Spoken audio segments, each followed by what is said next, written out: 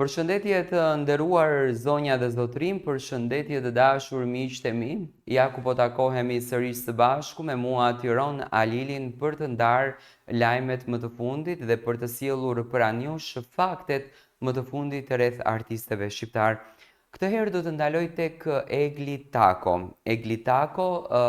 ditëve të fundit është përfolur shumë që do të ishte pjesë e koncertit të Gjestit në Shtetet e Bashkuara të Amerikës. Të gjithë në fakt ishim entuziastë që të shikonim Eglin, teksa po ngjitej në sken, na bërin një retrospektiv në kohë, duke kujtuar momentin kur Kiara u ngjit në sken natën e parë kur Luizi doli si këngëtar pas Big Brotherit dhe kujtoni me shumë emocion atë momentin e puthjes së bukur dhe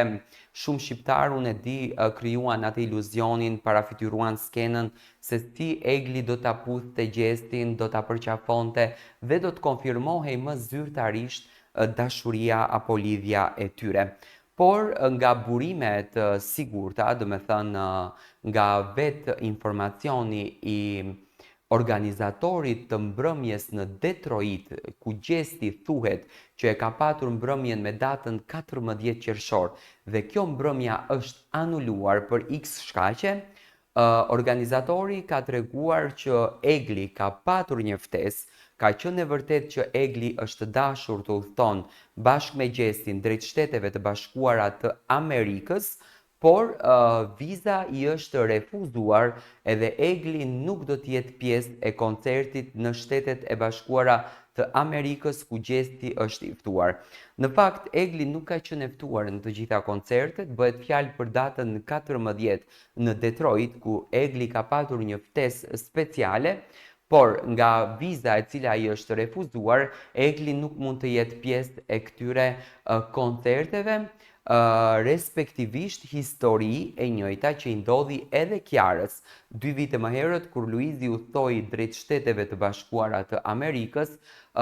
Kiarës ju refuzua viza dhe Kiara nuk mund të ishte prezente. Këtë konfirmim nuk është se e ka thënë Egli, do me thënë ka thënë vetë organizatori, ka treguar sepse nuk ka dashur që të dezinformoj publikun, nga që në shumicën e rasteve fatkeqësisht shumica e organizatorëve në përmbrëmjet e tyre 1 apo 2 net para se do të realizohej koncerti apo do të mbahej koncerti ku Gjesti ishte i ftuar,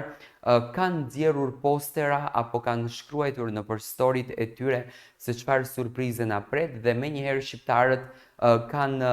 bërë bujen e madhe që Egli Tako ndoshta do të jetë pjesë e koncertit të Gjestit. Dhe për të qenë transparent edhe koherent, organizatori i kësaj mbrëmje ku Gjesti ka qenë i ftuar në Detroit, ka treguar publikisht që do me thënë Egli Tako ka patur një ftesë, por nuk do të jetë prezente sepse viza e saj i është refuzuar. Për çfarë arsye është refuzuar viza dhe se si mundet një artisteje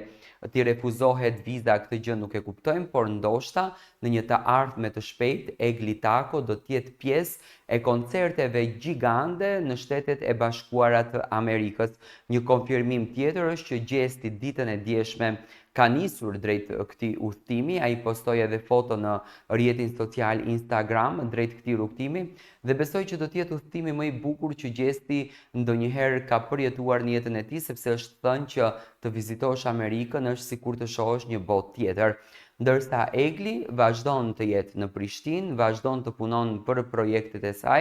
dhe pritet që së shpejti Egli Tako të ristarton me projektet edhe me këngët e cilat do t'i sjellën në treg.